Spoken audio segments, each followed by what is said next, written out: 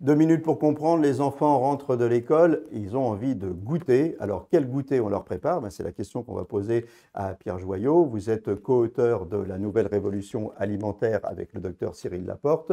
Alors, quand les garnements rentrent de l'école, qu'est-ce qu'on leur donne à goûter? La base, un fruit.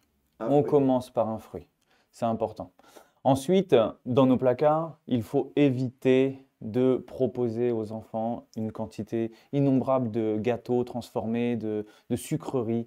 Il faut essayer de leur éviter de se rendre addict au sucre. On peut proposer des petits gâteaux, mais il faudrait s'investir et les préparer soi-même. Des recettes de petits sablés, c'est pas très compliqué. On diminue la quantité de sucre pour pas qu'il y en ait trop. On peut proposer des noix, des noisettes, des amandes que les enfants peuvent adorer souvent. Et sinon, on peut trouver tout un tas de petites recettes gâteaux.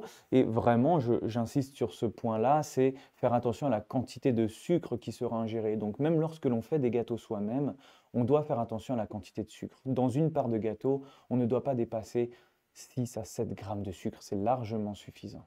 Donc, l'idée de base, c'est le fait maison et qui permet de faire la chasse au sucre et la chasse aux graisses et à tout ce qui est ce qu'on trouve dans les produits ultra transformés. C'est ça que j'ai bien C'est résumé. exactement ça, c'est exactement ça. Faut s'éloigner de l'ultra-transformation. Voilà.